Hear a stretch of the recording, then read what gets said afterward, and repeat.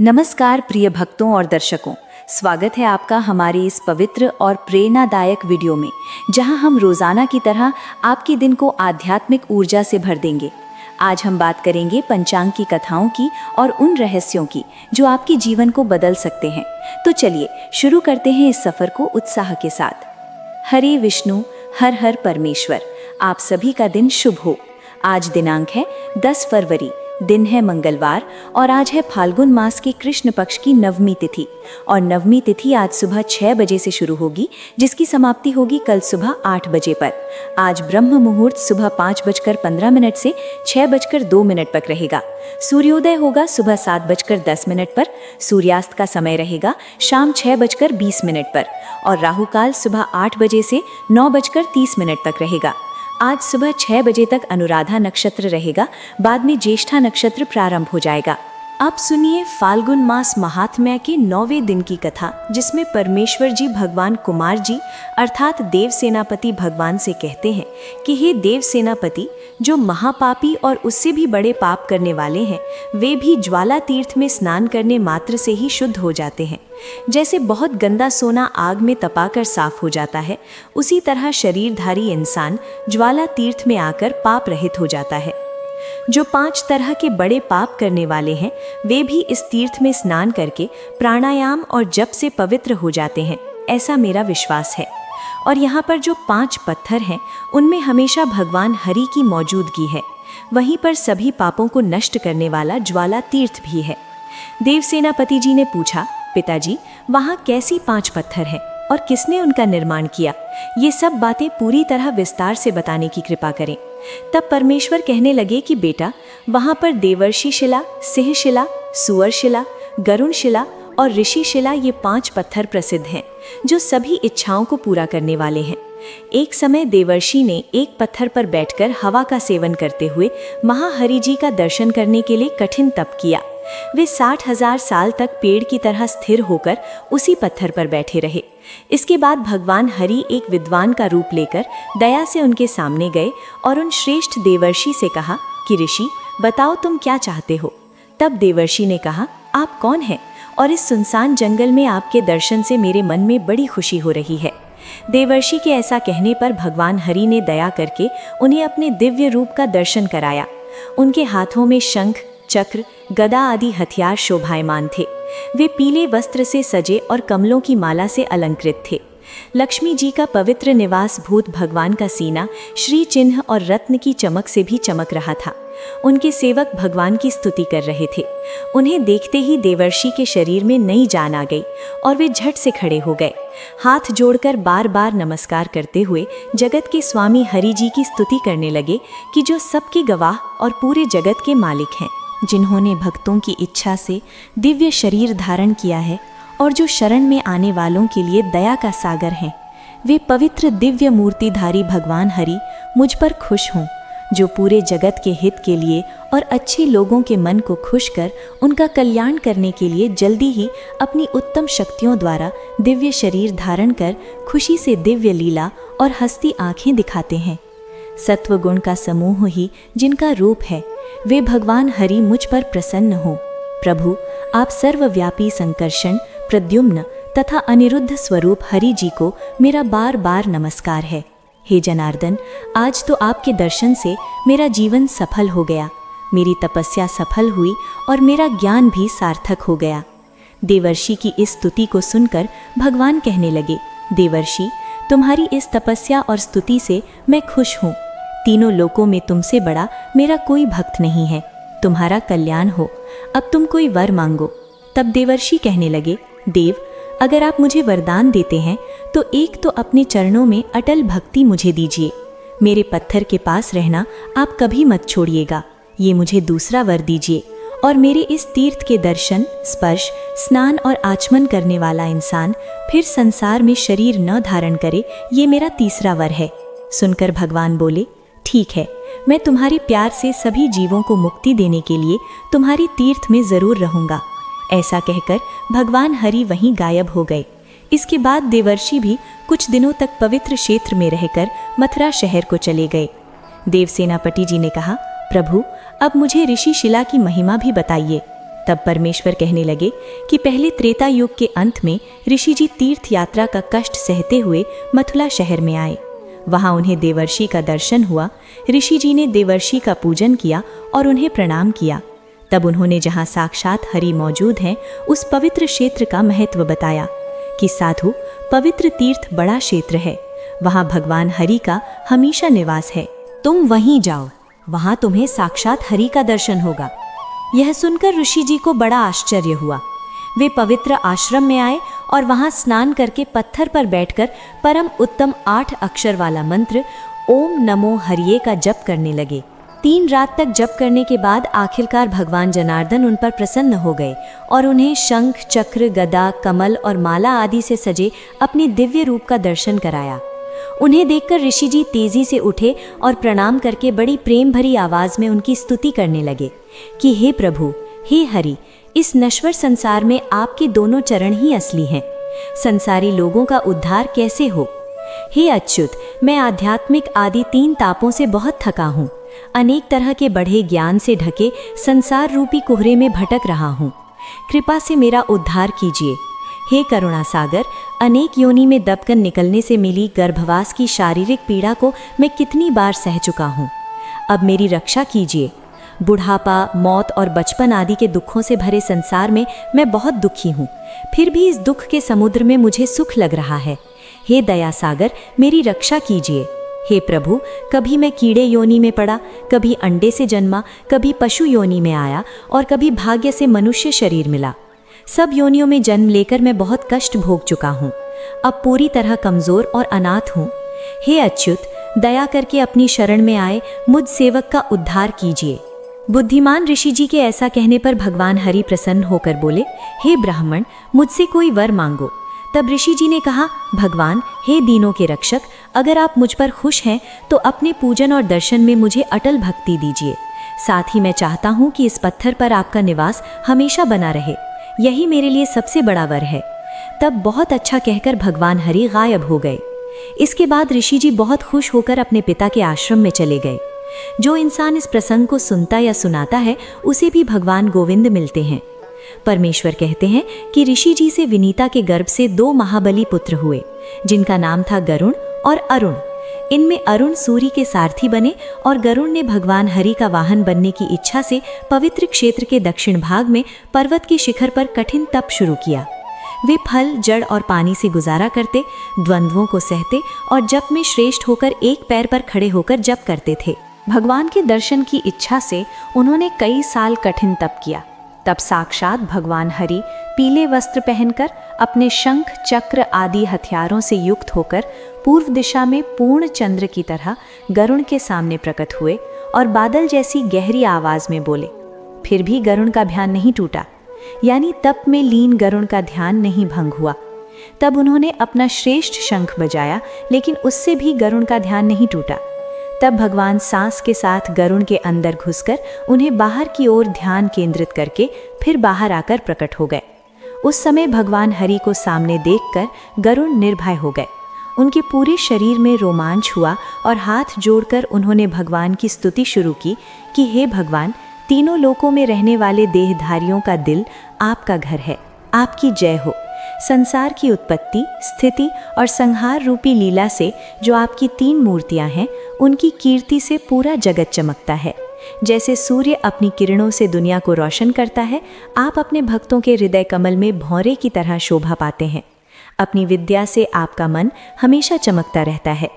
जो मुनि आपके भक्त हैं, वे आपके चरणों की वंदना करते हैं और आपके चरणों से निकली गंगा से पवित्र होने वाले देवता और मुनि आपकी चरण धूलि को प्रणाम करते हैं। महात्मा गरुण की इस स्तुति पर भगवान हरि ने वहां 3 धाराओं वाली गंगा को बुलाया। तब उस पर्वत पर 5 मुख वाली गंगा प्रकट हुई।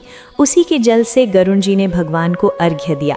फिर वर मांगने पर गरुण जी ने कहा, भगवान, मैं आपका वाहन बनूं और आपकी कृपा से देवता और दैत्य कोई भी मुझे बल से न जीत सके, और ये पत्थर मेरे नाम से प्रसिद्ध होकर सभी पापों को हरने वाला हो जाए तथा इसके याद से इंसानों को कभी विष की बीमारी न हो। इसके बाद बहुत अच्छा कहकर भगवान हरि गायब हो गए। देव सेनापति जी ने कहा, भगवान, अब सुअर शिला का महात्म्य बताइए।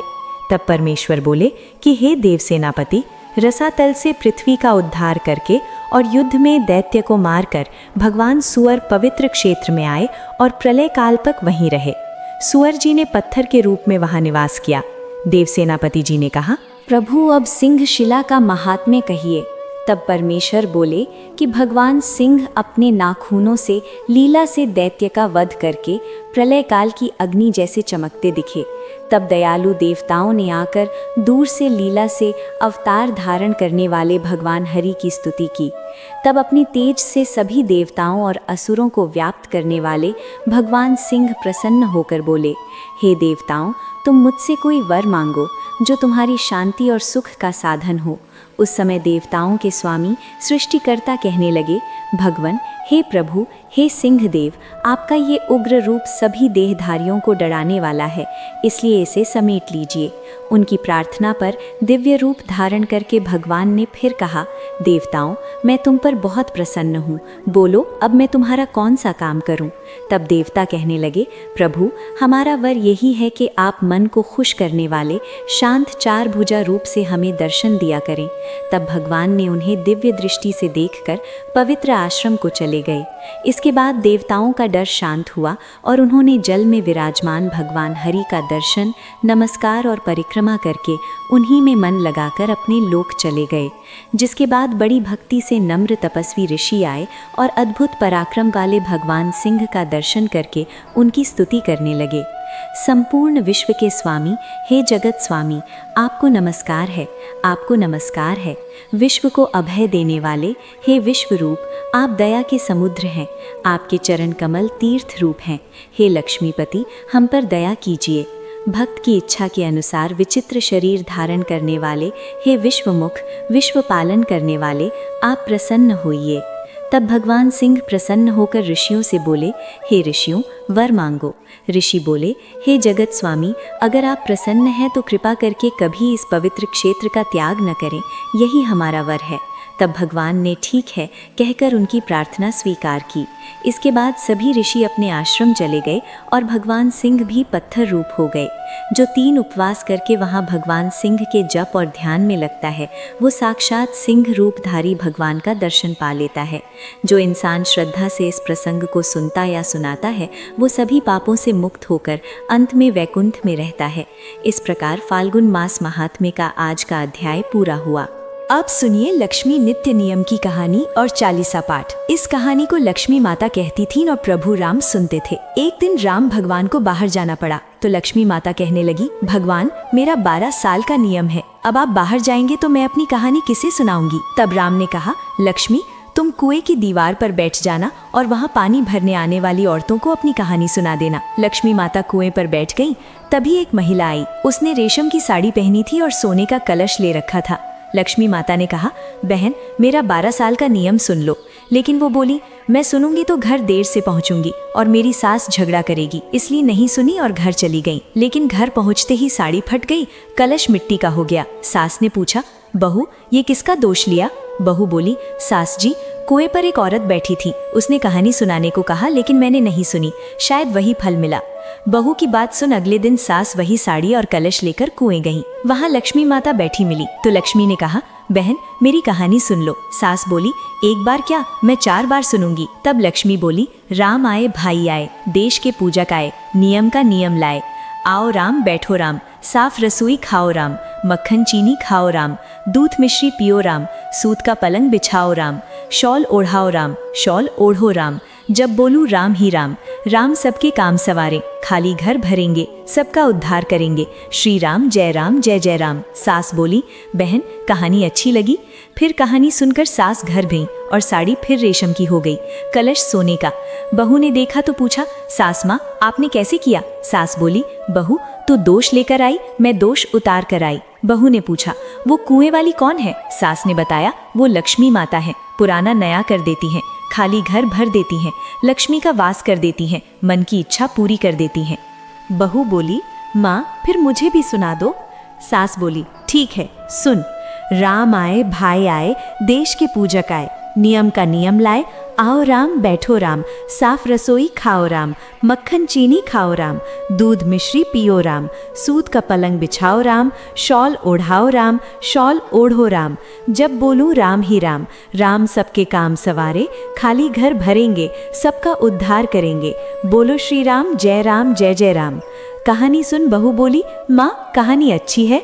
सास ने कहा, अब से रोज कहेंगे। अब सास बहू रोज सुबह उठती, नहाती, पूजा करती और लक्ष्मी माता की कहानी कहती। एक दिन पड़ोस की औरत आई, बोली, बहन आँच दे दो। बहू बोली, हमने अभी जलाई नहीं। पड़ोसन बोली, तो सुबह 4 बजे से क्या करती हो? उन्होंने कहा, हम पूजा करती हैं, फिर लक्ष्मी माता की कहानी कहती हैं। पड़ोसन ने कहा, कहानी कहने से क्या मिला? वे बोली, घर में भंडार भर जाते, काम पूरे होते, मनोकामना पूरी होती। पड़ोसन ने कहा, अगर ऐसा तो मुझे भी सुना दो। बहू बोली, ठीक है सुन। राम आए भाई आए, देश के पूजक आए, नियम का नियम लाए, आओ राम बैठो राम, साफ रसोई खाओ राम, मक्खन चीनी खाओ राम, दूध मिश्री पियो राम, सूत का पलंग बिछाओ राम, शॉल ओढ़ाओ राम, शॉल ओढ़ो राम। जब बोलूं राम ही राम, राम सबके काम सवारे, खाली घर भरेंगे, सबका उद्धार करेंगे। श्री राम जय जय राम। पड़ोसन ने सुना तो बोली, कहानी अच्छी लगी। अब वो भी कहानी कहने लगी। कहानी से लक्ष्मी माता ने उसके भंडार भर दिए। देखते देखते मोहल्ले में कहानी चल पड़ी और सबकी मनोकामना पूरी होने लगी। हे लक्ष्मी माता, जैसे उन सबके भंडार भरे वैसे हमारे भी भरना। कहने वाले, सुनने वाले और सहमत होने वाले सबके भरना। सभी प्रेम से बोलिए, लक्ष्मी माता की जय। अब सुनिए पवित्र पौधा चालीसा पाठ। जय जय पवित्र पौधा भगवती, सच्ची सुख देने वाली। नमो नमो हरि प्रेमी श्री जंगल रानी, श्री हरि शेष विरजनी। देहु अमर वर अमर जनहित है, जंगल वाली अपना करहूँ विलंब। धन्य धन्य श्री पवित्र पौधा माता, महिमा अगन सदा श्रुति गाता। हरि के प्राण से तुम प्यारी, हरि ही हेत किन्हू तब भारी। जब प्रसन्न है दर्शन दीनो, तब कर जोरी बिनय उसकीनो। हे भगवंत कंत मम होहु, दीन जान जन छाड़ हूँ छोहु। सुनी लक्ष्मी पवित्र पौधा की बानी, दीनो श्राप गत परानी। उस अयोग्य वर मांगन हारी, होहु पेड़ तुम जड़ तनुधारी। सुनी पवित्र पौधा ही श्राप्यो, देही थामा करहूँ वास, तुहु नीचन धामा। दियो वचन हरि तब तत्काला, सुनहु सुमुखी जन होहु बेहला। समय पाई पाती तो तोरा, पूजा आस वचन सतमोरा। तब दूध गांव में गाय सुदामा, तास भई पवित्र पौधा तुबामा। कृष्ण नृत्य लीला के माही, राधा शक्ति प्रेम लखनाही। दियो श्राप पवित्र पौधा ही तत्काला, नर लोक ही तुम जन्म हुबाला। योगोपव दानव राजा, शंखु पाउडर नामक शिर ताजा। पवित्र पौधा भई तास सुकी नारी, परम सती गुण रूप अगारी। असद बै कल्प बीत जब गयो, कल्प तृतीय जन्म तब भयो। वृंदा नाम भयो पवित्र पौधा को, असुर जलंधर नाम पति को। कीन्हा अति द्वंद अतुल बलधामा, कीन्हा शंकर से संग्रामा। जब निज सैन्य सहित शिव हारे, मरहु ना तब हरि ही पुकारे। पतिव्रता वृंदा थी नारी, को न सके पति ही संघारी। तब जलंधर ही वेश बनाई, वृंदा ढिग हरि पहुँच यो जाई। शिवहित लह कर कपट प्रसंगा, कियो सत्य तुव धर्म तो ही भंगा। भयो जलंधर कर संघारा, सुनी उर शोक अपारा। तिहि क्षण दियो कपट हरितारी, लख वृंदा दुख गिरा उचारी। जलंधर जस हत्यों अभीता, सोई रावण तस हरह ही सीता। अस प्रस्तर सम हृदय तुम्हारा, धर्म खंडी मम पति ही संघारा। यही कारण लह श्राप हमारा, होवे तनु पाषाण तुम्हारा। सुनी हरि तुरत ही वचन उचारे, दियो श्राप बिना विचारे। लख्यो न निज करतूत पति को, छलन चाहियो जब पार्वती को। जड़मती तू अस होहु जड़ रूपा, जगमह पवित्र पौधा विटप अनूपा। भाग्य रूप हम शाली ग्रामा, नदी गंडकी बीच ललामा।